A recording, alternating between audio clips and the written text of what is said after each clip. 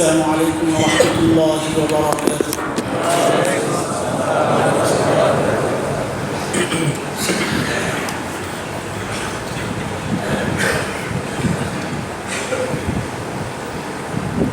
الحمد لله نحمده ونستعينه ونستغفره ونؤمن به ونتوكل عليه ونعوذ بالله من شرور أنفسنا ومن سيئات أعمالنا من يهده الله فلا مضل له ومن يضلله فلا هادي له وأشهد أن لا إله إلا الله وحده لا شريك له وأشهد أن سيدنا وسندنا وحبيبنا ومولانا محمد عبده ورسوله.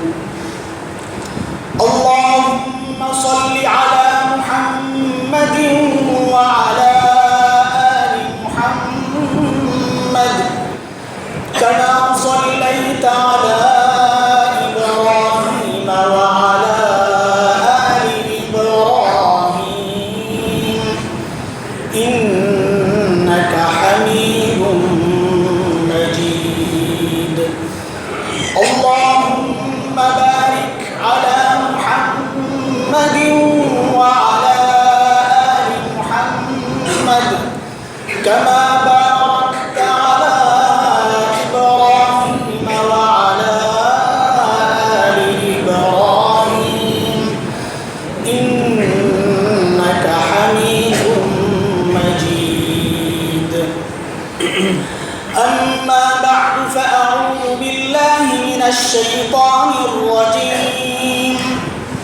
بسم الله الرحمن الرحيم. ولا تتمنوا ما فضل الله به بعضكم على بعض للرجال نصيب مما اكتسبوا وللنساء نصيب مما اكتسبوا واسألوا الله من فضله إن الله كان بكل شيء عليما. آمنت بالله صدق الله العلي العظيم. محترم হাজিরিন, আমাদের যে ধারাবাহিক আলোচনা চলছে আত্মার রোগ সম্পর্কে, আজকে তারই অংশ হিসেবে গত জুমায় আমরা অহংকার সম্পর্কে শুনেছি। অহংকারের পাশাপাশি আরেকটা ভয়ঙ্কর আত্মার ব্যাধি হচ্ছে হিংসা। সর্বপ্রথম যে গুনাহটা প্রকাশ পেয়েছে এবং সর্বপ্রথম গুনাহ যে করেছে ইবলিস, এই ইবলিস থেকে সর্বপ্রথম যে গুনাহটা ইবলিস করেছিল সেটা হচ্ছে অহংকার। আর এই অহংকারের সাথে সাথে অহংকার তার ভিতরে যে জিনিসটা জাগাইছে তাকে, সেটা হচ্ছে হিংসা।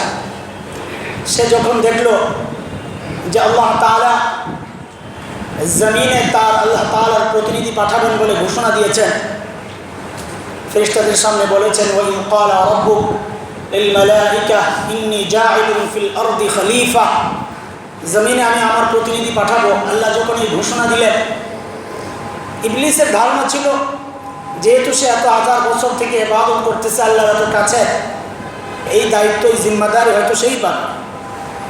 কিন্তু আল্লাহ তাআলা যাকে উপযুক্ত মনে করেন আল্লাহ তাআলা তার নিয়ামত তাকেই তো দেন।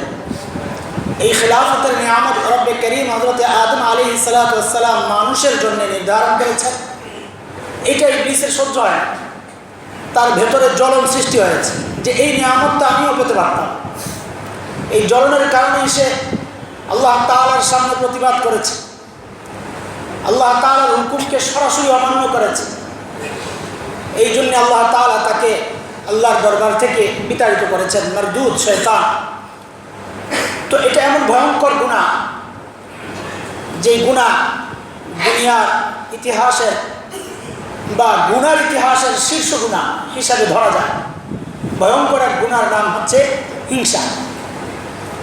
আজকে সময়ের প্রেক্ষাপটে যদিও আজকের আলোচনার কথা ছিল মেয়ারাজ সম্পর্কে, সহজ কথাই বলি, কিন্তু আমাদের বড়রা মেয়ারাজকে এমন গুরুত্ব দেন নাই যে এটার জন্য আলাদা একটা সপ্তাহ নির্ধারণ করতে হবে। সোজা কথা, মেয়ারাজ হযরত রাসূল করিম সাল্লাল্লাহু আলাইহি ওয়াসাল্লামের জন্য এক গুরুত্বপূর্ণ বিষয় ছিল। রাসূল অনেক বড় বড় কিছু কষ্ট পেয়েছিলেন। তায়েফের মাঠে আঘাত পেয়েছেন, হযরত আবু তালিব ইন্তেকাল করেছেন, খাদিজা রাদিয়াল্লাহু তাআলা আনহা ইন্তেকাল করেছেন। এই কঠিন মুহূর্তগুলো তিনি যখন পার করছিলেন তখনই আল্লাহ তাআলা সান্ত্বনা হিসেবে হযরত রাসূল সাল্লাল্লাহু আলাইহি ওয়াসাল্লামকে ডেকে নিয়েছিলেন তার কাছে। যাই হোক, এটা কেন্দ্র করে, এই মেরাজকে কেন্দ্র করে উম্মতের জন্য কোনো আমল নাই, সেজন্য আমরা এগুলো আলোচনায় আনি না। আমাদেরকে অনেকে জিজ্ঞেস করবেন, আগের থেকেই বলে নেই, মেরাজের রাতের কোনো আমল নাই, কোনো নফল নামাজ নাই, মেরাজের কোনো রোজা নাই। বরং হযরত ওমর ফারুক রাদিয়াল্লাহু তাআলা আনহু সময়ে একজন মেরাজ উপলক্ষে রোজা রাখছিলেন। হযরত ওমর সেটা শুনে তাকে ওই দিন রোজা ভাঙাইছে, যে রোজা ভাঙব, কারণ এটা যেন এই ধারা যেন চালু না থাকে। কারণ পরবর্তীতে কেউ একজন এই রোজার দলিল দিয়ে সে রোজা রাখা শুরু করবে যে রসুলের কাছের যুগের সাহাবী বা তাবেঈ তারা এরকম আমল করছে, আমরা কেন করবো না। রসুলের 500-700 বছর পরের আমল যখন এখন সুন্নত হয়ে গেছে, মিলাদের নামে কিয়াম বিদআতগুলো চালু হয়ে গেছে, যেগুলো রসুলের যুগ থাকদুরের কথা, খায়রুল কুরুন পরবর্তী যে শ্রেষ্ঠ যুগগুলো আছে সেগুলো থাকদুরের কথা, আশেপাশের কোনো কালেও যেগুলো হয় না, এগুলোই যখন এখন রসুলের মহাব্বতের জন্য এক বড় নমুনা হয়ে গেছে, তো রসুলের যুগে এক দুইজন যদি আমল করতো সেটা তো আরও বড় নমুনা হয়ে যেত। এই জন্য হযরত ওমর রাদিয়াল্লাহু তাআলা, এটাকে আরবিতে বলে সাদ্দান লিল বাব, একদম রাস্তা বন্ধ, বিদআতের কোনো রাস্তা অলিগলি, কোনো পথ, কোনো চোরা পথ যেন খোলা না থাকে। এই জন্য হযরত ওমর রাদিয়াল্লাহু তাআলা আনহু রোজা ভাঙাইছেন যে না, এই দিন রোজা রাখা যাবে না, রসুল রাখেন না, আমরাও রাখবো না। এটা যদি বরকতের দিন হইতো রসুল রাখতেন, রসুল রাখতে বলতেন, তিনি যেহেতু করেন না আমরাও করব। বিষয় হচ্ছে আরও জঘন্য যে বিষয়গুলো আমাদের সামনে আসে সেটা হচ্ছে কেন যেন এই দিন আসলে কিছু খাজার ডেক, লাল শালু এগুলোর একটা প্রচলন আমরা আমাদের সমাজে এখন দেখতে পেয়েছি। মোড়ে মোড়ে খাজা মঈনুদ্দিন চিশতি রহমতুল্লাহ আলাইহ তার কবরের ছবি সম্বলিত একটা ডেক পাতা হয় বিভিন্ন রাস্তার গলিতে, মাথায় বট গাছের নিচে, বিভিন্ন গাছের নিচে লাল কাপড় দিয়ে পেঁচানো থাকে, তার মধ্যে 2-4টা ভাঙতি টাকা পিন আপ করে রাখা হয়, যেন মানুষ দেখে ভাবে যে কেউ না কেউ তো দিছে, আমিও দেই। তো এগুলোর সাথে রজব মাসের সাথে কি সম্পর্ক আমরা জানি না, শরীআয় এগুলোর কোনো ভিত্তি নাই। বরং কাকে খুশি করার জন্য এই সমস্ত ডেক, এই সমস্ত আয়োজন আমরা জানি না। যদি খাজা মঈনুদ্দিন চিশতিকে খুশি করার জন্য এগুলো করা হয় তাহলে নিঃসন্দেহে এগুলো শিরক, কোনো সন্দেহ নাই। আর যদি আমরা মনে করি যে না, খাজা মঈনুদ্দিন চিশতিকে খুশি করার জন্য এমনটা করা হচ্ছে না, ভিন্ন কোনো মাকসাদ, হয়তো আল্লাহকে খুশি করার জন্যই করা হচ্ছে, তাহলে নিঃসন্দেহে এগুলো বিদআত। কারণ আল্লাহকে খুশি করার রাস্তা, তরিকা, পদ্ধতি ওইটাই যেটা আমার রসুল আমাকে শিখাইছে। নতুন কোনো রাস্তা, নতুন কোনো পদ্ধতিতে আল্লাহকে খুশি করার কোনো সিস্টেম আর নতুন করে উদ্ভাবন এর কোনো সুযোগ নাই। যদি কেউ করে সে বিদআতি, ওই সমস্ত বিদআতের সাথে উম্মতে মুহাম্মদ সাল্লাল্লাহু আলাইহি ওয়াসাল্লামের কোনো কালে সম্পর্ক ছিল না, সম্পর্ক নাই, আমরা এগুলা পরিহার করবো ইনশাআল্লাহ তাআলা। বাস, আমাদের মেহরাজের আলোচনা শেষ, রজবের আলোচনা শেষ, আমরা আমাদের আসল জায়গায় থাকি। যেহেতু রমজান আসতেছে, রমজানের আগে যে মাকসাদে আমাদের সামনে রোজা আসতেছে, এই মাকসাদই হচ্ছে আমরা যে আলোচনাগুলো করতেছি একদম রোজার সাথে যায় মিলে যাবে ইনশাআল্লাহ তাআলা। মুহতারাম হাজরিন, আত্মা পরিশুদ্ধ করার যে মেহনত, যে সম্পর্কে আল্লাহ তাআলা কোরআনে কারীমেও বড় উৎসাহ দিয়েছেন, তাগাদা দিয়েছেন। রব্বে কারীম বারবার বিভিন্ন জায়গায় ইরশাদ করেছেন, জান্নাত পেতে হইলে আত্মাকে পরিশুদ্ধ করতে হবে। যার আত্মা পরিশুদ্ধ সে কামিয়াব, ক্বাদ আফলাহা মান তাযাক্কা। আত্মা পরিশুদ্ধ করা ছাড়া সফলতা সম্ভব না, জান্নাত পাওয়া সম্ভব না, জাহান্নাম থেকে মুক্তি পাওয়া সম্ভব না। এটা আল্লাহ তাআলার কথা। আজকে ওই অন্তরের যে সমস্ত বেধিগুলো আছে তার মধ্যে অন্যতম বেধি হচ্ছে হিংসা। এই সম্পর্কে আজকে আল্লাহ যদি তৌফিক দেন দু চারটা কথা আপনাদের সাথে শেয়ার করবো। আল্লাহ তাআলা আমাকে এবং আপনাদেরকে সকলকে এর উপর আমল করার তৌফিক এনায়েত করেন। আমরা আলোচনাটাকে এভাবে সাজায় নিতে পারি যে হিংসা কাকে বলে, এর কারণ কি, কি কারণে মানুষের মধ্যে হিংসা তৈরি হয়, হিংসার প্রকার এবং প্রতিকার, এই চারটা বিষয় নিয়ে আমরা আজকে আলোচনাটা সাজাইতে পারি। হিংসা পরিচয় এবং হিংসার কারণ এবং হিংসার প্রকার, 4 নম্বর হচ্ছে প্রতিকার, কিভাবে বাঁচতে পারি আমরা এই রোগ থেকে। প্রথম হচ্ছে যে হিংসা কি, এটা কোরআনের ভাষায়, শরীয়তের ভাষায় যেটা, হাদিসের ভাষায় যে শব্দ সেটা হচ্ছে হাসাদ। হিংসার আরবি হচ্ছে হাসাদ। হাসাদ কাকে বলে? হাসাদ হচ্ছে আল্লাহ তাআলা দুনিয়ার মানুষকে যে সমস্ত নিয়ামত দান করেন, এটা আখিরাত কেন্দ্রিক নিয়ামত হোক অথবা দুনিয়া কেন্দ্রিক নিয়ামত হোক। দুনিয়া কেন্দ্রিক নিয়ামত তাকে আল্লাহ তাআলা কোনো সম্মান দিয়েছেন, মাল দৌলত দিয়েছেন, ক্ষমতা দিয়েছেন, প্রভাব প্রতিপত্তি এগুলো দিয়েছেন। এগুলো দেখে দূর থেকে অন্য কেউ জ্বলা, তার মধ্যে একটা আফসোস তৈরি হওয়া হয়, আমি এই নিয়ামত কেন পেলাম না।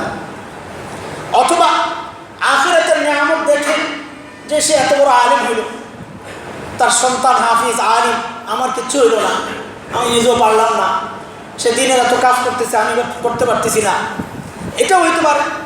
এটা দেখে তার দিলের মধ্যে আফসোস তৈরি হওয়া, এটা হচ্ছে হাসাদ, এটা হচ্ছে হিংসা।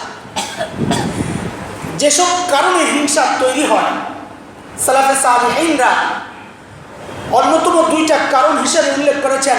একটা হচ্ছে মানুষের দুনিয়ার মহাব্বত, দুনিয়ার মহাব্বতের কারণেই তার অন্তরের মধ্যে হিংসা তৈরি হইতে পারে। আরেকজনের মাল দৌলত দেখে অন্তরের মধ্যে হিংসা কেন আসবে? কারণ হচ্ছে মহাব্বতের কারণে মানুষ হিংসা করে। 2 নম্বর কারণ হচ্ছে কারো প্রতি বিদ্বেষ। এই বিদ্বেষ এটাও মানুষের অন্তরের মধ্যে হিংসা তৈরি করে। একটু খেয়াল করে দেখবেন, আপনার সন্তান যদি কোনো নিয়ামত পায়, আপনার সন্তান যদি কোনো নিয়ামত পায়, কে আছে যার অন্তরের মধ্যে হিংসা তৈরি হয় যে আমার সন্তান নিয়ামত পাইল, আমি কেন পাইলাম না? এই রকম বাবা, কত বড় বাবা কেউ আছে কিনা আমি জানি, কিন্তু এটা আমার কথা। কেন এখানে হিংসা কেন হচ্ছে না? সন্তানের নিয়ামত প্রাপ্তি দেখবে আমার ভেতরে জ্বলছে না কেন? এই জন্য জ্বলছে না যে সন্তানের প্রতি আমার কোনো বিদ্বেষ নাই, সন্তানের প্রতি আমার অন্তরের মধ্যে বিদ্বেষ পোষণ করি না, বাবা করে না, মা বাবা করে নাই। এই জন্যই মা বাবা সন্তানের নিয়ামত দেখে তার ভেতরে জ্বলন তৈরি হয়। হিংসার এই হচ্ছে মূল 2টা কারণ, এই কারণে মানুষের অন্তরে হিংসা তৈরি হতে পারে। এক হচ্ছে দুনিয়ার মহাব্বত অন্তরের মধ্যে বসে গেছে, এই জন্য দুনিয়া না পাইলে আরেকজন পাওয়া গেছে, আরেকজনের আমার অন্তরটা জ্বলে। আরেক হচ্ছে কারো যদি বিদ্বেষ যখন থাকে তখন তার নিয়ামত দেখে, তার ভালো অবস্থা দেখে আমার অন্তরের মধ্যে কষ্ট লাগতে পারে, হিংসা আসতে পারে। এই 2টা মৌলিক কারণ হচ্ছে হিংসা। হিংসার প্রকার যেটা আমাদের বড়রা আমাদের সামনে পেশ করেছেন, এই প্রকারগুলো ভেঙে ভেঙে যাওয়া এই উদ্দেশ্যে যেন নিজেকে কেউ সিদ্ধান্ত না পৌঁছে না, এটাকে হিংসা হতে পারে। আমার দিলের মধ্যে একটা জ্বলন আসছে, অথচ আমি নিজেকে সাজায় নিলাম যে না, এটা হিংসা। হিংসা এইরকম একটা হতে লাগে। এই জন্য আমাদের বড়রা একদম ভেঙে ভেঙে দিচ্ছেন যেন আমি নিজেকে মুক্তি সাপ হওয়ার কোনো সুযোগ না থাকি, না এই সব সুরত যা হইতে পারে সবই সবাই বলতে সুরত 3টা সুরত বড়রা সামনে পেশ করেছে আমাদের। 3টা সুরত হইতে পারে। 1 নম্বর সুরত হচ্ছে প্রকার, এর কারণে আমার দেখে আমার অন্তরে জ্বলন তৈরি হয়, আমি চাই আমার মধ্যে ওই নিয়ামতটা আসুক। পক্ষান্তরে যার মধ্যে ওই নিয়ামত আমি দেখতেছি তার বিষয়ে আমার কোন আগ্রহ নাই, ওই নিয়ামত তার থেকে সরে যাক বা তার মধ্যে থাকুক, এটা নিয়ে আমার কোন আগ্রহ নাই, আমি ওই নিয়ামত করতে চাই। এটা হচ্ছে 1 নম্বর কথা। আমি ওই নিয়ামত পেতে চাই, তার মধ্যে থাকুক বা না থাকুক তাকে নিয়ে আমার বাবা, তার মধ্যে থাকলেও আমি পেতে চাই, তার মধ্যে না থাকলেও যদি আমার দ্বারা আমি পাই। একটাই আসলে একটা। এখন আমি যদি পেতে চাই তাহলে অবশ্যই তাকে ওখান থেকে সত্য, এটাও হইতে পারে। অথবা 2টা আসল তিনি পাইতো, আরেকটা আমি পাই। তোমার থেকে না যাক তুমিও পাও আমিও পাই, এটাও একটা হিংসার সুরত, এটাও বর্জনীয় কিন্তু এটা ভয়ঙ্কর ধরনের হিংসা। 2 নম্বর হিংসার সুরত হচ্ছে আমি পাই তার থেকে সরে যায়, এটাও হিংসার একটা সুরত, যে এই নিয়ামত কেবল আমি পাবো, সে পাবে, তার মধ্যে এই নিয়ামত থাকবে না, এটা শুধু আমি পাবো, এটাও একটা হিংসার সুরত হতে পারে, এটাও ভয়ঙ্কর। 3 নম্বরটা হচ্ছে আরো ভয়ঙ্কর, সেটা হচ্ছে আগেরটা যেমন তার মধ্যে থাকুক বা না থাকুক আমি যেন পাই, 3 নম্বরটা হচ্ছে ঠিক তার কোনটা আমি পাই আর না পাই তার মধ্যে যেন জানা, এটা হিংসার সবচেয়ে ভয়ঙ্কর সুরত, যা আমার সহজ দরকার নাই, কিন্তু তোমার থেকে আমার সরে যায়, তুমি কেন বলছো? এই জ্বলন, এই হিংসা, এটা হচ্ছে সবচেয়ে ভয়ঙ্কর সুরত, যে মানুষ পাওয়ার আশায় আবেদন পেয়েছে এই কষ্টে দেব, এটা খুব খারাপ। যাই হোক, যতগুলো রূপ হিংসা, যতগুলো সুরত, যতগুলো কথা, যে আমি নিজেই হোক, যদি এই গুণ, এই বর্ষাবাদ আমার অঞ্চলের মধ্যে আমি জায়গা দিই, তাহলে এটা আমার জন্য এক ভয়ঙ্কর গুণা হিসাবে আমার দুনিয়া এবং আখিরাতকে বরবাদ করে। দুনিয়াকে কেমনি বরবাদ করে? হিংসা। দুনিয়াকে বরবাদ করে হচ্ছে একজন মানুষ যখন হিংসার আগুনে জ্বলতে থাকে, তখন তার টার্গেট থাকে সে সবসময় তার প্রতিপক্ষ থেকে ওই নিয়ামত জন্য সরে যায়, তার সবসময় মনোযোগ ঘুরতে থাকে। আর যখনই দেখে ওই নিয়ামত তার থেকে সরতেছে না, তখন সে আরো বেশি কষ্ট পেতে পারে। এই কষ্টে কষ্টে একসময় সে চিকিৎসা করে অসুস্থ হয়ে যায়। হিংসার আগুন যদি অন্তরে কেউ জায়গাতে সে অসুস্থ হয়ে যাবে, বুঝলা?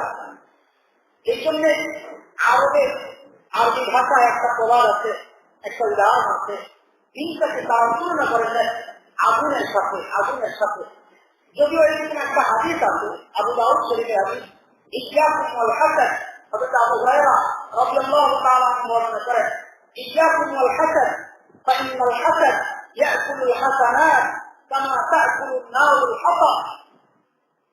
যদিও এটা একটা হাদিস আবু দাউদের, যে অবশ্যই তোমরা হিংসা থেকে বিরত থাকো, তোদেরকে বাঁচাও, কারণ হিংসা মানুষের ন্যাক আগুনকে এমন ভাবে খেয়ে ফেলে যেভাবে আগুন শুকনা লাগি অথবা বর্ণাকারী বলেছেন শুকনা ঘাসকে খেয়েছে, ঠিক হিংসা মানুষের ন্যাক আগুনকে ওইভাবে খেয়েছে।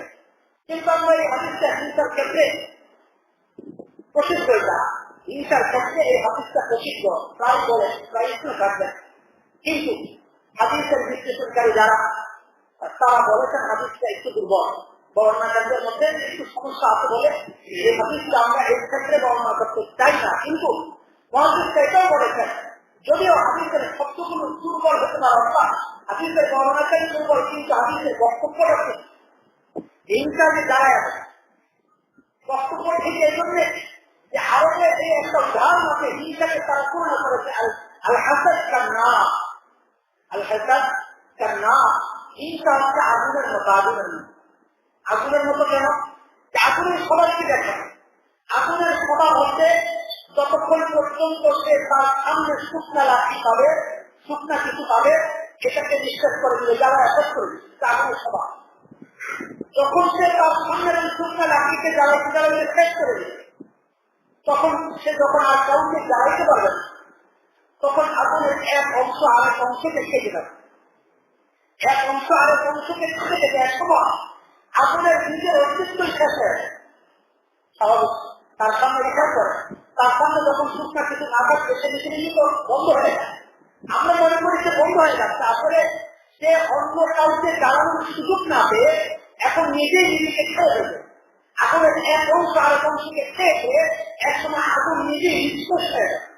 ঠিক হিংসার অবস্থা এমন, একজন হিংসুটে মানুষ যখন অন্যকে জ্বালানোর সুযোগ পায় না, অন্যকে ক্ষতি করার সুযোগ পায় না, অন্য নিয়ামতকে সরানোর সুযোগ সে পায় না, তখন সে ভেতরে ভেতরে জ্বলতে জ্বলতে নিজে আগুনের মতো নিজে জ্বলতে জ্বলতে একসময় নিজেই নিঃশেষ হয়ে যায়।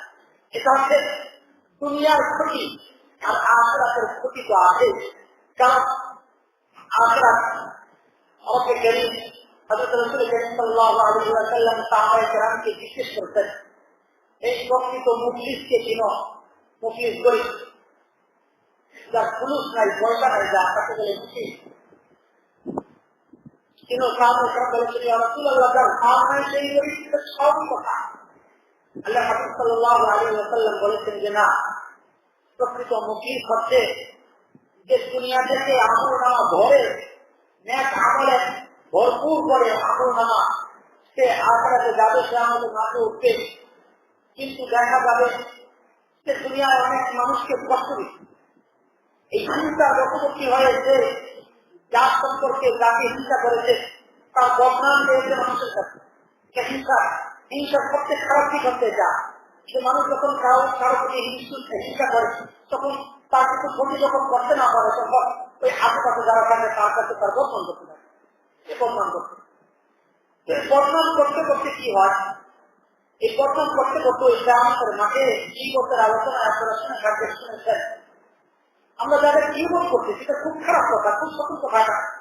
আমরা যাদের জীবন করছি তারা আল্লাহর সামনে দাঁড়ায়, তারা বলি আল্লাহ, এই বান্দা দুনিয়ায় আমার ইজ্জত নষ্ট করেছে, মানুষের কাছে বদনাম করে, আমি আজকে বিচার চাই। আল্লাহ তাআলা তখন আখিরাতের বিচার হচ্ছে টাকা পয়সা, পুরুষ, আখিরাতের গ্যারান্টি হচ্ছে না আমল। আল্লাহ তাআলা তখন বিচারটা একটাই, তোমার কিছু নেই, আমলটাকে দিয়ে দেয়।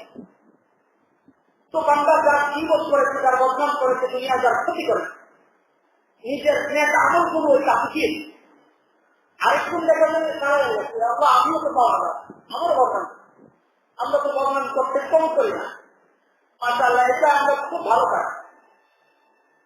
দুইজন তিনজন একসাথে হয়ে যাবে, চতুর্থ আরেকজনের বদনাম এই মসজিদে শুরু হয়ে গেছে। এটা একটা স্লোগান হওয়া উচিত আমাদের মধ্যে। ঘরের মধ্যে একটা প্রতিষ্ঠানে আসা, প্রয়োজনের প্রতিষ্ঠানে আসা, বৈঠকখানায় প্রতিষ্ঠানে আসা। আমরা পরনিন্দা করি না, পরনিন্দা শুনি না, আপনিও করতে থাকুন, এই একটা বক্তব্য ছড়াই দেওয়া। আমরা কারো নিন্দা করি না, নিন্দা শুনিও না, আপনিও ফেরত থাকুন, এটা মনে করে না। তাইলে তিনি তার চোখে পড়বেন, তিনি অন্তত এই কষ্ট করবেন, এই লেখাটার সম্মান রক্ষা অন্তত কিছুক্ষণ হলে চুপ থাকবেন। আর আমি নিজে যখন নোটিশটা হয়েছি, তখন আমি নিজেও লজ্জা হইল, এই নোটিশের সম্মান রাখতে কি হলেও একটু কিনে থাকবো, এটা খুব ভয় করবো না। কারণ সে আমাদের মাঝে যাদের জীবন করেছি তারা একজন একজন হাজির আছে। তাই হ্যাঁ, তো তাকে গ্যারেন্টি আখেরাতের গ্যারেন্টি নিয়ে আমল করে দিতে দিতে একসময় দেখা গেল তার একটা আমল শেষ হয়ে গেছে। এখন কি আল্লাহ তাআলা তখন বলবেন যে তার তো এক আমল নাই, আর কি এইবারে একটা করো, তোমার পথ গুণাগুলা, তোমার আমলগুলা, ওই গুণাগুলা তাকে দিয়ে দাও। তখন তার ওই আমলগুলা যা আমি করি নাই, যেগুলো আমি করি নাই, এখন যেহেতু পাওনা আদায় করতে হবে, কে দিয়ে দেবো ন্যায়টা, সেজন্য ওই তার গুণাগুলো আমরা আমল নামায় রাখতে থাকি। রসুল বলেন যে সময় সে নিয়ে গিয়েছিল ন্যায় আমলে, তাকে আল্লাহ সামনে হাজির করে, এই আমল নামা ভরপুর ছিল ন্যায় আমল দিয়ে। এখন ন্যায় আমল তো খালি হয়ে চলছে, এখন সেটা গুণা দ্বারা ভরপুর হয়। আল্লাহ সুবহানাহু ওয়া তাআলার সামনে এখন সে হাজির হয়েছে গুনাহগার। রসুল বলতেছেন এই ব্যক্তি অর্থ প্রকৃত দরিদ্র, যে সে দুনিয়া থেকে ন্যায় আমল নিয়ে গিয়ে আল্লাহর সামনে হাজির হওয়া সত্ত্বেও এখন গুনাহ না, সে জাহান্নামে চলে যাচ্ছে। আল্লাহ তাআলা হেফাজত করুন। ভাই, এটা হচ্ছে হাসাদের হিংসা, আখিরাতের খারাপ জিনিস।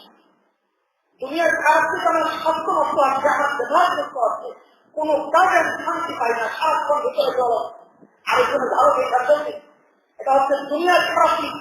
আখিরাতের খারাপ দিক হচ্ছে যে গ্যারেন্টি নিয়ে আমি জান্নাতে যাওয়ার কথা, আমার ওই গ্যারেন্টি নিয়ে আরেকজন জান্নাতে চলে যাবে, আর আমি অসহায় হয়ে তাদের পথের দিকে তাকায় থাকবো, একসময় আমি নিজে জাহান্নামে চলে যাবো। নাউযুবিল্লাহ।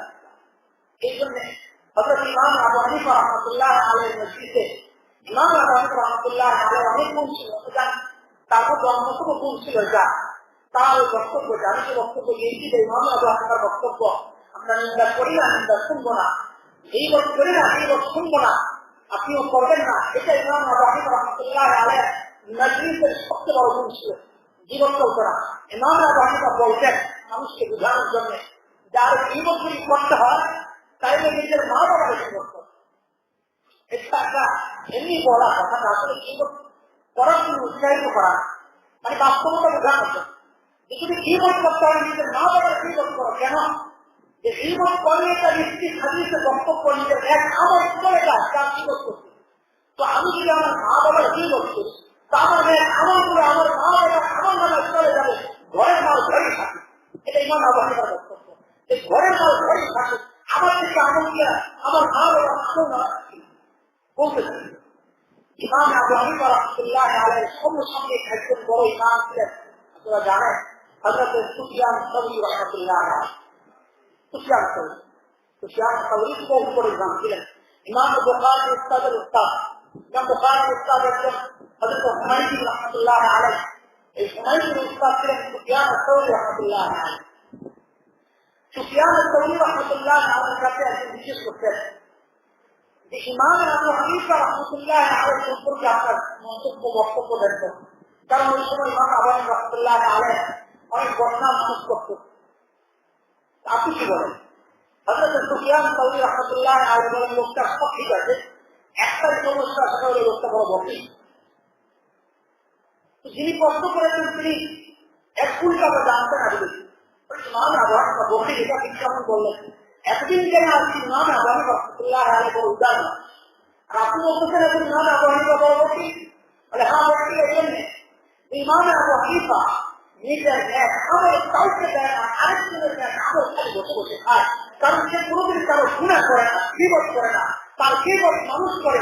এই জন্য সে নিজের আমল কাউকে দিতে রাজি না, আরেকজনের আমল বসে বসে খায়। এটাই তো হলো বকিলের কথা। এই জন্য ইমাম আবু হানিফা হচ্ছে সবচেয়ে বড় বকি। সমসাময়িকের মূল্যায়ন, এটা হচ্ছে সবচেয়ে মূল্যবান মূল্যায়ন। সমসাময়িক যারা, তাদের মনের মধ্যে একটু ইচ্ছা থাকে, ইচ্ছা কাতর হয়ে সমসাময়িক যারা আছে তাদের সুনাম করতে চায় না, বদনাম না করতে সুনাম করতে চায়। কিন্তু হযরত সুফিয়ান সাউরি রাহমাতুল্লাহ আলাইহি কি চমৎকার কথা বলেছেন, কি হাদিসে কথাটা বলেছেন যে ইমাম আবু হানিফা বড় বকি না। এটা হচ্ছে খারাপ দিক। আল্লাহ তাআলা যদি নেক আমলগুলো নিয়ে খবরে যেতে চায়, আল্লাহ ওই আমলগুলো যদি জান্নাতে যেতে চায়, অন্তর থেকে ওই খারাপ রোগটা সরাইতে হবে ইনশাআল্লাহ। হিংসা আমরা প্রকার বললাম, যেসব কারণে হিংসা হয় সেটাও বললাম, তিনটা জিনিস গেল। এখন হচ্ছে প্রতিকার, কিভাবে ভিতরের এই খারাপ গুণটা সরা। এটার জন্য সবচেয়ে জরুরি বিষয় হচ্ছে আল্লাহ তাআলার সিদ্ধান্তকে শ্রদ্ধা করা। আমি যে হিংসা করতেছি এটার মূলে বক্তব্যটা কি আপনাকে চিন্তা করেন। এটা কোরআন কারীম আল্লাহ তাআলা বলেছেন সূরা নিসা আয়াত নম্বর 32। আমাকে কারীম বলেছেন এটা, ওয়ালা তাতামান্নাউ মা ফাদ্দালা আল্লাহু বিহি বা'দাকুম আলা বা'দ। এমন কোন নিয়ামতের আশা তামান্না তুমি করবে না যেটা আমি আল্লাহ সিদ্ধান্ত নিয়েছি দুনিয়ার নিজাম ঠিক রাখার জন্য একজনকে আরেকজনের উপর শ্রেষ্ঠত্ব দান। এটা দুনিয়ার নিজাম ঠিক থাকবে না। সবাই যদি ধনী হয় তো ধনীর কাজ করবে, সবাই যদি ধনী হয়ে যায় ধনীর কাজটা করবে। তো সবাই যদি নিয়ামত পেয়ে যায় দেখা যায় দুনিয়ার নিজাম ঠিক থাকবে না। দুনিয়ার ব্যবস্থাপনা ঠিক রাখার জন্য আল্লাহ তাআলা এক একজনকে এক এক রকম নিয়ামতে ধন্য করেছেন। আমি ভাবতেছি একজন বড় টাকাওয়ালা, সে অনেক বড় নিয়ামত পেয়েছে, কিন্তু আমার এটা চিন্তা থাকা দরকার যে এইরকম করোনার জন্য নিয়ামতে আমি ধন্য হয়েছি। আমি এমন কোন নিয়ামতে ধন্য হয়েছি যেটা হয়তো সে পায় না। সে হয়তো টাকা পেয়েছে কিন্তু খোঁজ করলে দেখা যাবে সে রাতে ঘুমায় না, তার অশান্তি। সে হয়তো টাকা পেয়েছে কিন্তু সে খাইতে পায় না, তার ঘরে খাবার আছে সে খেতে পায় না। হযরতে মুফতি শফি রাহমাতুল্লাহ আলাইহি বড় চমৎকার বলেছেন, বলে দেখো খাওয়ার পরে আমরা যে দোয়া করি, দোয়া, এই দোয়ার মতো শিক্ষার ব্যাপার। আমরা দোয়া করি আলহামদুলিল্লাহিল্লাযী আত'আমানি হাযা ওয়া রাযাকানিহি মিন গায়রি হাওলিন মিন্নি ওয়ালা কুওয়া। খাওয়ার পর আমরা দোয়া করি, বিভিন্ন দোয়া আছে, এটা একটা দোয়া। আলহামদুলিল্লাহিল্লাযী আত'আমানি হাযা ওয়া রাযাকানিহি মিন গায়রি হাওলিন ওয়ালা কুওয়া। হাদিসে আছে দোয়া খাওয়ার পর যে দোয়া করবে গুফির লাহু মা তাকাদ্দামা মিন যামবি, আল্লাহ তাআলা তার সগীরা গুনাহগুলো মাফ করে। তো হযরত মুফতি শফি রাহমাতুল্লাহ আলাইহি হাদিসের শব্দগুলো যে বড় চমৎকার, দেখেন বড়দের চিন্তা। আমরা তো দোয়া করে শেষ করে দেব, কিন্তু বড় হাদিসের এই শব্দগুলো নিয়ে চিন্তা করেছেন। তো দেখো আল্লাহ তাআলা এখানে নতুন দুইটা শব্দ ব্যবহার করতে, এক হচ্ছে আলহামদুলিল্লাহ, ওই আল্লাহর প্রশংসা যিনি আমাকে এই নিয়ামতগুলো খাওয়াইছেন। আল্লাহ তাআলা আমাকে খাওয়াইছেন, এবং আমাকে এই নিয়ামতগুলো দিচ্ছেন, দান করতেন। এটা শব্দ। এখন স্বাভাবিকভাবে প্রশ্ন আছে, খাওয়াই তো যেহেতু আল্লাহ তাআলা আমাকে এটা দিচ্ছেন বলেই তাদের করছি, তা আবার আলাদা করে আমাকে আল্লাহ তাআলা এই নিয়ামত দান করেছে, এটা বলা কি কথা? আলহামদুলিল্লাহ, সমস্ত প্রশংসা হল আল্লাহ, তিনি আমাকে এই নিয়ামতগুলো খাওয়াইছেন। এটা বললেই তো হয়ে যায়, কারণ আমি তো খেতে পারছি তখনই আমার কাছে আসতে পারি, আসতে নিয়ামত। হযরত মুফতি শফি রাহমাতুল্লাহ আলাইহি বলেন, না, এখানে একটা নিয়ামত না, এখানে দুইটা নিয়ামত। এই জন্য রাসূল শব্দ ব্যবহার করতেন দুইটা। এক হচ্ছে আল্লাহ তাআলা আমাকে দান করতেন, এটা এক নিয়ামত। দুনিয়ার বহু মানুষ আছে যার ঘরে বিভিন্ন ফলফুল, বিভিন্ন নানা রকমের মূলভূত খাবার আছে, কিন্তু ডাক্তারের নিষেধাজ্ঞার কারণে সে খাবার খেতে পারে। সে এক নিয়ামত পাইছে, যে নিয়ামত আল্লাহ তাকে দিচ্ছেন, কিন্তু সে খেতে পারে নাই বই না, সে দ্বিতীয় নিয়ামত পায় না। আমি আল্লাহ তাআলা আমাকে দিয়েছিল, এবং আরেকটা নিয়ামত আমি খেতেও পাচ্ছি। এই জন্য আমি এক শব্দের উপর শান্ত থাকি না, সীমাবদ্ধ রাখি না। একটু আশা আমরা দুইটা শব্দ ব্যবহার করি। রাসূল আমাদেরকে ওইভাবে শিখাইছেন যে সমস্ত প্রশংসা ওই আল্লাহ, তিনি আমাকে খাওয়াইছেন, তিনি আমাকে এই নিয়ামত দান করেন। তাইলে ওই যে কথা বলতেছিলাম যে আরেকজনের নিয়ামত দেখে আমি হয়তো জল বলছি, এটা চিন্তা করি না যে আল্লাহ তাআলা হয়তো তার সাথে এমন কোন অশান্তি রাখছেন, এমন কোন কমতি রাখছেন যেটা আমার মধ্যে নেই। আমি আল্লাহ তাআলা বান্দাকে এক একজনকে এক এক কোন নিয়ামত দিয়া ধন্য করেছেন। একজন মায়ের দিয়া দুনিয়ার আরেক করতেছে, তাকে ওই নিয়ামত দিয়া রাখছেন আল্লাহ তাআলা সাময়িক নিয়ামত। আমাকে আল্লাহ তাআলা ঈমানের দৌলত দিচ্ছেন, এর চেয়ে বড় নিয়ামত আর কি হতে পারে? এভাবে যখন চিন্তা করবো ইনশাআল্লাহ তাআলা, বলছে আল্লাহ তাআলা বলতেছেন, আমি একজনকে আরেকজনের উপর প্রাধান্য দেওয়ার জন্য যে নিয়ামতগুলো দিয়েছি, এগুলো কামনা করো না, আশা করো না। ঠিক এই আয়াতের আরো 22 আয়াত পর, অর্থাৎ 32 নম্বর আয়াত সূরা নিসা 54 নম্বর আয়াতের মধ্যে অন্য একটা বিষয় বলতেছেন, আমি তারা হিংসা করে আল্লাহ যে নিয়ামত দিতে নিয়ামতের উপর। মুফাসসির ইকরাম বলেন, হিংসা এটা হচ্ছে একটা গুরুত্বপূর্ণ চিন্তা করেন যে এই নিয়ামত কে দিতে আল্লাহ। আমি তার নিয়ামত নিয়ে হিংসা করতেছি, এই নিয়ামতের দাতাকে আল্লাহ তাআলা। তাহলে আমি যে হিংসা করতেছি এর মানিটা কি? এর মানিটা হচ্ছে আমি আসলে আল্লাহর সিদ্ধান্তের ব্যাপারে অভিযোগ উত্থাপন করতেছি যে না না না, এই নিয়ামত সে পাওয়ার উপযুক্ত ছিল না, এই নিয়ামত পাওয়ার উপযুক্ত ছিলাম আমি। আসলে আমি ওই ব্যক্তিকে হিংসা করতেছি না, আমি আমার রবের সিদ্ধান্তের উপর আপত্তি জানাইতেছিলাম। কত ভয়ঙ্কর না! নাউযুবিল্লাহ। এইভাবে যখন আমি চিন্তা করবো ইনশাআল্লাহ তাআলা, তখন আমার অন্তর থেকে ওই ইনশাআল্লাহ তাআলা হিংসার যে আগুন, এটা দূর হয়ে যাবে ইনশাআল্লাহ তাআলা। এক 2 নম্বর বিষয় হচ্ছে এই আখিরাতের চিন্তা করা। আখিরাতের চিন্তা করা, যেটা আমরা আগেও বলছি, আখিরাতের খারাপ দিকটা চিন্তা করা, যে আমি যে হিংসা করতেছি, হিংসার আগুন জ্বলতেছি, আমার আগুন আমার পাশা হইতেছে, বরবাদ হইতেছে, তো আমি আল্লাহর সামনে কি নিয়ে দাঁড়াবো, এটা একটা চিন্তা করা। 3 নম্বর হচ্ছে যেটা বারবার আমরা বলি, দুনিয়ার ক্ষেত্রে নিজের মানুষ যারা, তাদের দিকে তাকানো। আখিরাতের ক্ষেত্রে নিজের উপরের যারা, তাদের দিকে তাকানো, তাই আর কষ্ট লাগে। আমি যখন নেক আমলের চিন্তা করবো, তখন একজন বুজুর্গ আল্লাহ ওয়ালার দিকে চিন্তা করবো, তিনিও মানুষ, আমিও মানুষ, কত নেক আমল করছি, কত নেক আমল করছি, আর আমরা কি করতেছি, নিজেকে বহু বড় আল্লাহ ওয়ালা ভাবতেছি। দুনিয়ার সব কিছু করতেছি, আর এই লোকটা দুনিয়ার সবটাই আল্লাহ হয়ে গেছে, আল্লাহ একমাত্র আল্লাহ গুলামি করতেছি।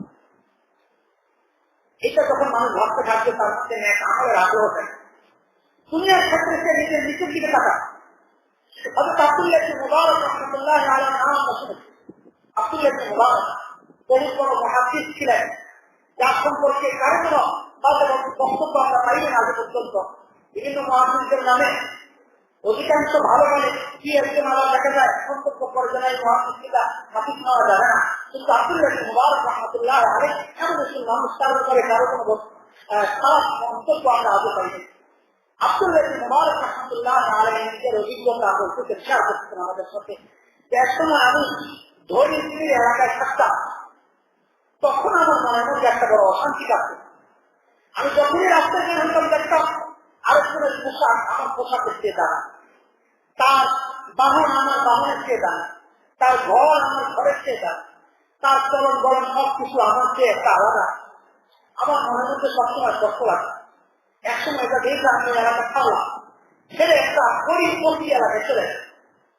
বলে যে ওই জায়গায় যাওয়ার পর এখন দেখে আমার দিনের মধ্যে শুধু শান্তি আছে। কেন? আমি যখনই বের হয়ে দেখি তাকে দেখতেছি একজন গরিব মানুষ, তাকে দেখি আমার মনের মধ্যে শান্তি আছে। আরে তার কত খারাপ পোশাক, আমাকে আল্লাহ তার কত ভালো পোশাক দিচ্ছেন, সে কত কষ্টে আছে, আর কত ভালো আছে, তার ঘর ভাঙতে ছিল, আমার ঘরটা ভালো, তার তো ভালোই নাই, আমার তো একটা দুর্বল হইলেও ভালো। এইভাবে আমি যখন আমার নিজের মানুষের দিকে চিন্তা করা শুরু করছি, আমি দেখতে পাইলাম আমার ওই যে আগের যে কষ্ট সেটা দূর হয়ে আসছে, আমার দিনের মধ্যে কেবল শান্তি আসতে আসছে। আলহামদুলিল্লাহ, এটাও চিন্তা দূর করার একটা বড় মাধ্যম। সেটা হচ্ছে আমলের ক্ষেত্রে আল্লাহ বড় উদ্যোগ যারা বড় তাদের দিকে দেখা, তারা কি করতেছেন আমি কি করছি। আর দুনিয়ার দিক থেকে নিজের থেকে নিচে যারা তাদের দিকে দেখা, বড়দের দিকে না তাকানো, বড়দের দিকে তাকাইলেই হিংসা আসে, বড়দের দিকে তাকাইলেই না পাওয়ার কষ্ট আমাকে খেতে বসে দরকার দিকে তাকা। আল্লাহ তাআলা আমাকে বিভিন্ন নিয়ামত দিতে রাখি করিলাম। এটা হচ্ছে হিংসা দূর করার আরেকটা মাধ্যম। চতুর্থ, হিংসা দূর করার একটা বিষয় হচ্ছে হিংসা আসে কে কারণ। আমরা আগে বলেছি হিংসা আসা নিজের মধ্যে হিংসায় বন্ধন আসা অন্যতম কারণ হচ্ছে দুনিয়ার মহাব্বত। আমি শুরুতে বলেছি বলে দুনিয়ার মহাব্বত দিল থেকে সরানোর চেষ্টা করে। যত বেশি দুনিয়ার মহাব্বত দিলের মধ্যে থাকবে, আরেকজনের দুনিয়ার নিয়ামত দেখলে আমার কত বেশি হিংসা থাকবে, এটাই স্বাভাবিক কথা।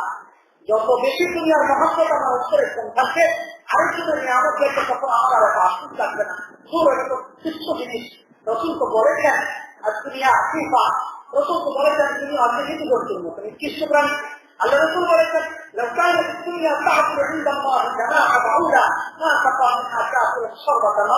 আল্লাহর কাছে দুনিয়ার মূল্য যদি একটা মাটির পাখার সমান থাকতো, তাও তো একটা মূল্য আছে, একটা বস্তু মাটির পাখা। আল্লাহর কাছে যদি এর মূল্য এতটুকু থাকতো, তো আল্লাহ তাআলা এই কাফের মুশরিকগুলোকে এক ফোঁটা পানিও খাওয়ায়। আল্লাহ তাআলা এই কাফের মুশরিকগুলোকে বাঁচায় রাখছেন কেন? আল্লাহ তাআলার কাছে দুনিয়ার কোনো মূল্যই নেই। এই জিনিসের মূল্য নেই, তার শত্রু খাইলে আমার কি আছে না? ডাস্টবিনের পাশে যদি বসা আপনি দেখেন আমার এক শত্রু বসে ময়লা খায়, আপনি তো তাকে বাধা দিবেন না।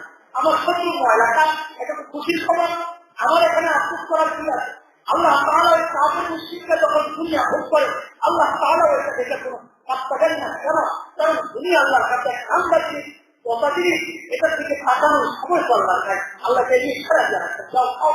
আমি যখন ওইভাবে চিন্তা করবো দুনিয়ার মহাব্বতকে যখন দিক থেকে সরে আসবে, তখন ইনশাআল্লাহ তাআলা আমার অর্থ থেকে হিংসা দূর হয়ে যাবে ইনশাআল্লাহ তাআলা।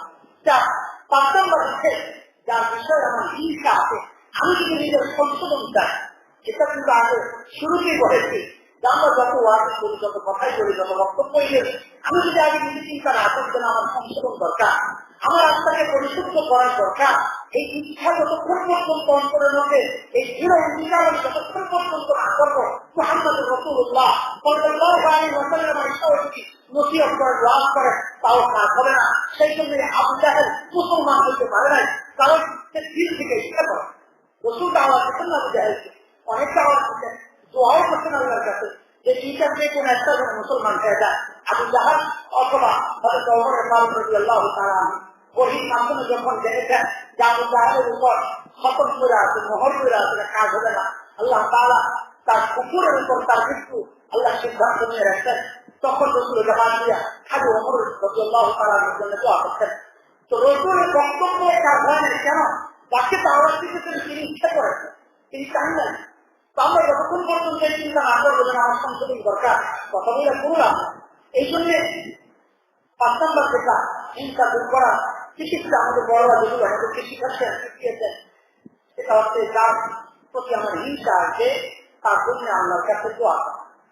আল্লাহর কাছে দোয়া করা, আল্লাহ তার নিয়ামতকে আল্লাহ এইভাবে দোয়া করলে কষ্ট এটা, এটা যত বেশি কষ্ট অন্তরের মধ্যে যত বেশি আঘাত লাগবে তত বেশি ক্লিয়ার হবে, নয় আবর্জনা দূর হবে। আমার তো দরকার আছে দূর করা, পরিষ্কার করা না। তো অন্তর যেই কাজ করলে কষ্ট পাবে এটাই করা, তাই দূর হবে ইনশাআল্লাহ। তো যার সাথে হিংসা হয়, এখন আমি হিংসা শিখে গেলাম যে তার জন্য দোয়া করা, এটা তো সহজ বিষয়। আর এই কঠিন বিষয়ের উপর আমল হইলে ওই কঠিন রোগটা চিকিৎসা হবে ইনশাআল্লাহ। রোগ যত কঠিন, চিকিৎসাও তত দামি দিতে হয়, তাই না? এই জন্য এই ভক্তের রোগটাও কঠিন, চিকিৎসাটাও কঠিন। একটু আল্লাহর কাছে দোয়া করা, তার 6 নম্বর হচ্ছে নিজের জন্য দোয়া করা। আল্লাহ আমার অন্তর থেকে হিংসা, এই আগুন, হিংসা, ওই দেবী তুমি দূর করে দাও। আল্লাহ আমার অন্তরকে তুমি সাফ করে দাও, পরিষ্কার করে দাও। এই দোয়া করা আল্লাহর কাছে বেশি বেশি। আমি আমার মজলিসের মধ্যে যার বিষয়ে আমার চিন্তা হয়, আমার মজলিসের মধ্যে আমি তার প্রশংসা করবো বেশি, তার প্রশংসা করবো। যখন তার প্রশংসা করতে থাকবে মজলিসের মধ্যে, তখন আমার দিলে, তখন আমাকে বাধা দিলে, তুমি মানুষের সামনে তার প্রশংসা করো, এখন তার আমার থেকে তুমি আবার চলো কেন? তাই তুমি মুখে বলে একটা, অন্তরে বলে আরেকটা।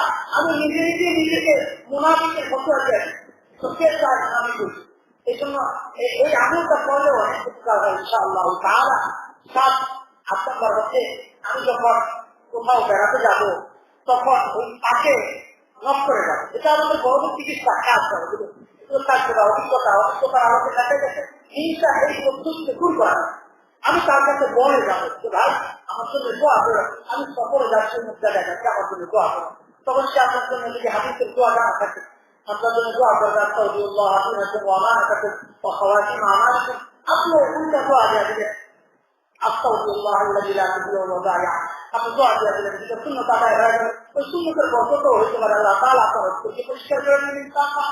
সর্বশেষ হাকিম উম্মাহ রাহমাতুল্লাহ আলাইহি যেটা বলেছেন যে যার প্রতি হিংসা হয়, তখন ঠিক আসার সময় তার জন্য হাদিয়া দিতে আসা হবে। গেছে তার জন্য একটা রুমাল, একটা টুপি ভাই আপনার জন্য হাদিয়া। কোথাও সফরে গেছেন, গ্রামে গেছেন, গ্রাম থেকে আসার সময় গ্রামের কোনো জিনিস অল্প হোক খুব ভালো, আইনা তার কাছে হাদিয়া পেশ করা, তাইলে দেখা যাবে আপোষের দূরত্ব কমে যাবে। তাকে যখন আপনি হাদিয়া দিবেন, আল্লাহ রাসূল বলেছেন হাদিয়া লেনদেন হইলে মহব্বত তৈরি হয়। হিংসার মূল যে জিনিসটা ওই জায়গায় আঘাত করতেছেন। হিংসার মূল বিষয় হচ্ছে একজনের প্রতি আপনার বিদ্বেষের কারণে আপনি হিংসা করতেছেন। আর যখন হাদিয়া লেনদেনের শূন্য টাকায় করবেন, প্রকৃতি ভাবে তার প্রতি বিদ্বেষ দূর হইয়া তার প্রতি আপনার মহব্বত তৈরি হয়ে যাবে। যখন মহব্বত তৈরি হয়ে যাবে, তখন অটোমেটিক আপনার অন্তর থেকে তার প্রতি যে হিংসা, এটা দূর হয়ে যাবে ইনশাআল্লাহ তাআলা। এইভাবে আমলগুলো যদি আমরা করতে পারি ইনশাআল্লাহ, আমাদের অন্তর থেকে এই আমলটা, এই দেবীটা, এই খরচটা, ফলনের এই রোগটা দূর হয়ে যাবে ইনশাআল্লাহ তাআলা। এই পবিত্র আত্মায় আমরা জান্নাতে যাবো ইনশাআল্লাহ তাআলা। আল্লাহ তাআলা তৌফিক দান করুন।